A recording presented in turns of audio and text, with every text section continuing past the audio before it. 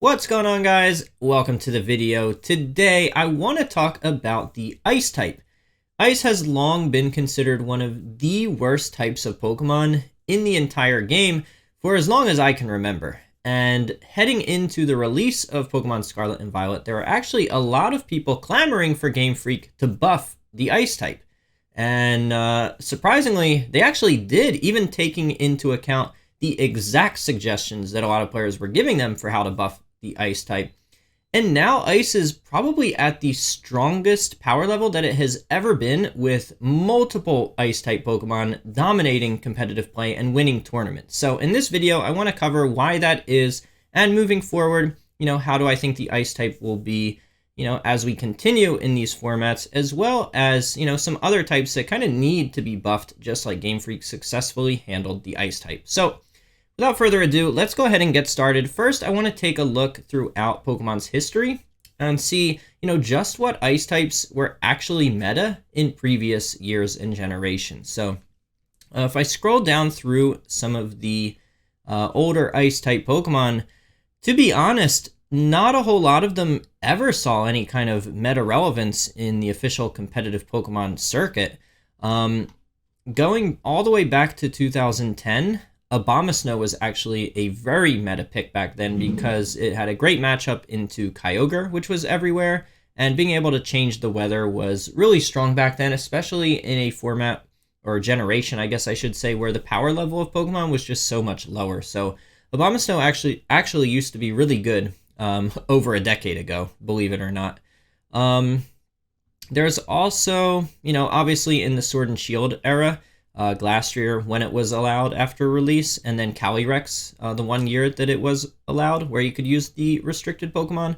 They were obviously both very meta defining and very strong. But other than that, there really haven't been, many, if any, meta Ice type Pokemon. I would say Alolan Ninetales was really kind of the other one, and I'll talk more about that towards the end of the video when I talk about kind of moving forward what I see for Ice types. But up till now, Abomasnow, Alolan Ninetales, Calyrex, Glastrier. That's kind of it. And, for the entirety of competitive Pokemon, the official competitive Pokemon play anyway, I mean, that's kind of it for meta Ice-type Pokemon. And so now, when you look at the Ice-type Pokemon that are dominating competitive play, we've got 3 different Ice-type Pokemon at the top tiers of competitive play in Chien-Pao, Iron Bundle, and Baxcalibur.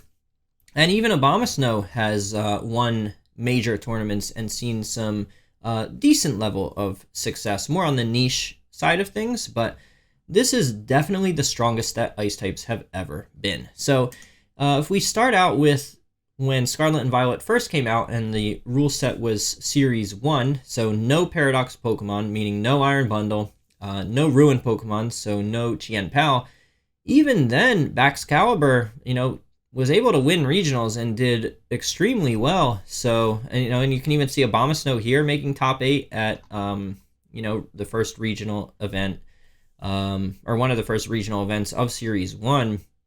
And so you can see Ice types, Titan too. Ice types, did really well back in Series 1. As you headed into Series 2, introducing the Paradox Pokemon, obviously Baxcalibur was still able to win regionals. Iron Bundle, of course, look at almost every team running Iron Bundle here. Even in this regional, 3 of the top 4 running Iron Bundle. So obviously the introduction of Paradox meant the introduction of Bundle, which is just a top tier Pokemon. Also in Series 2, this was where we saw a major tournament held in Japan with up to, I believe, almost $5,000 on the line. So this was a tournament where players were, bringing their best teams and trying their best to win. The team that ended up winning the entire tournament was an Abomasnow Iron Bundle team, with Iron Bundle using Aurora Veil.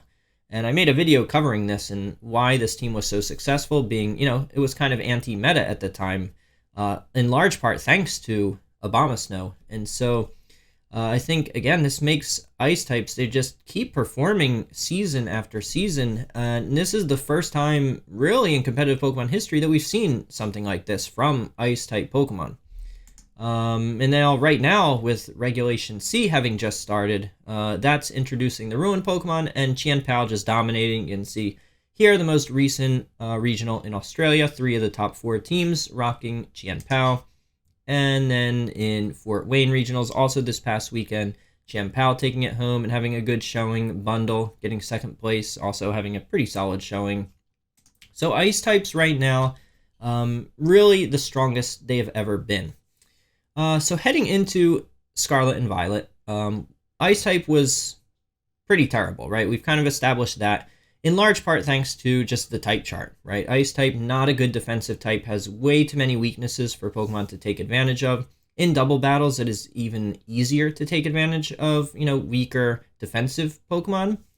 And so that's kind of a large reason why Ice types just weren't really good previously, unless they just had, insane stats like Calyrex or Glastrier. Or if you just go back over a decade, then you could find the next instance of Ice types really, being really meta. And so one of the things that before Scarlet and Violet came out that a lot of us were, not just predicting, but kind of saying this would be just, it makes so much sense for them to buff Ice types in this way. And that is, of course, the way that Hail, or what is now Snow, interacts with Ice type Pokemon.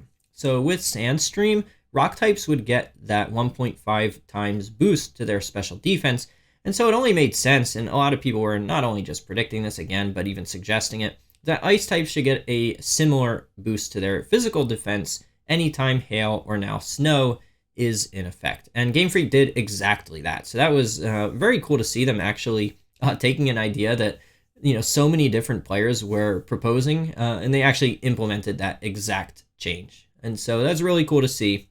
In terms of right now, why Ice types are so good, obviously Abomasnow, not really used as much. It is, again, more of a niche pick.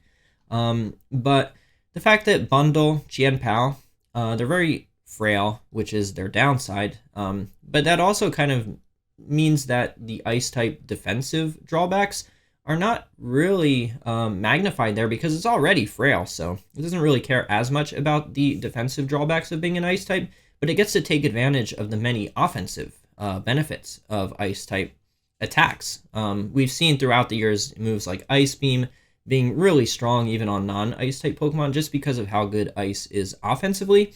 And so these Pokemon being so fast, so strong, the fact that they're Ice type doesn't really matter because they're also so frail. So again, they're not really used in that kind of defensive way.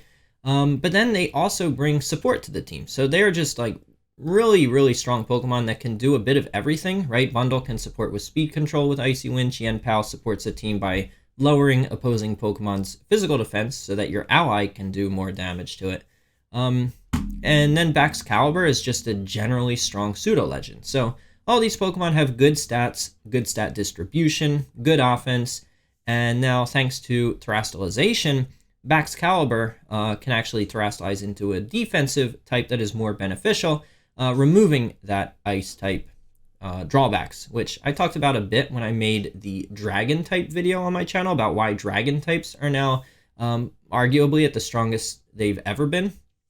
And a large reason for that was because of Terastallization.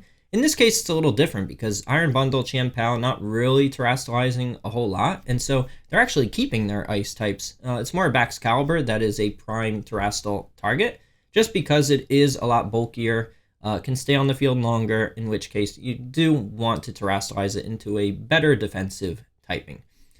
And so what do I see for Ice types moving forward? Because obviously, Bundle, Qianpao, they're going to continue to be good Pokemon. Just because of how unique and strong they are. There's not a whole lot of competition for Pokemon that can fulfill a similar role as they can. Baxcalibur might be the one that does kind of get phased out as we start getting to like the DLC, Pokemon Home, and just adding more strong Pokemon into the game. Baxcalibur is one that could maybe start to see a little bit of a decrease in usage, just because there's going to be a lot more competition for this kind of just bulky, strong, medium speed type of Pokemon.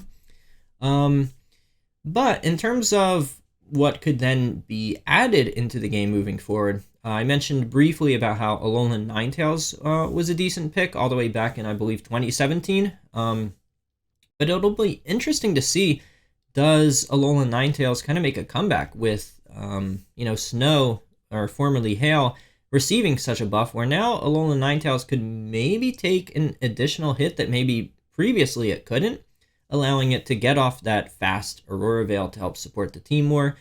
Do we see that? It's going to be tough to say, right? Abomasnow is currently, kind of a niche pick. Maybe Alolan Ninetales becomes a bit of the same, but it'll be interesting to see that. But then there's also the brand new move Chilly Reception, which currently only Slowking gets access to. But what the move does is it's basically like a parting shot, but instead of lowering the opponent's stats, it sets up Snow. And so what that could do is it could allow you to run, a singular ice type on your team. Whereas currently, if you want to set up Snow, you have to run either Abomasnow, or, if one day we get access to Alolan Ninetales, you have to already run one ice type, but then you're going to have to run another one to really take advantage of the weather. But if you run a Pokemon with that move, Chilling Reception, that means you only have to run one ice type on your team. And so what could maybe happen is, what if in the DLC there's like some kind of move tutor or something, or they just give more Pokemon access to that move than just Slowking? Obviously, it's just speculation, but if they do, that's the kind of thing that could, again, make ice types even stronger than they currently are. So that's it for this video. I just wanted to talk a little bit about the ice type in general, just because I thought it was really cool to see how Game Freak was able to buff a type that was seen as just virtually useless leading up to this generation. And so it's going to be cool to see, how does ice type continue to do down the line, and does Game Freak, decide to buff any other types, because there are definitely other types that need it, whether it's bug types, which if you watch my live stream, my almost 10-hour live stream trying to get rank 1 with bug type only team, bug types definitely need a pretty sizable buff. But then there's even some other types like poison types that could also use some additional buffs to just make their Pokemon even better. But let me know down in the comments, what do you think about ice-type Pokemon in general? Do you think there are any other ice-type Pokemon that I didn't mention that have some potential moving forward, both not only in Regulation C, but also when we eventually get the National Dex format with Pokemon Home and the DLC? Or are there any other types that you really want to see Game Freak buff, maybe next generation, or even in the DLC with the introduction of some brand new Pokemon or even Paradox Pokemon? Let me know down in the comments. Subscribe if you're not already, and I'll see you in the next video.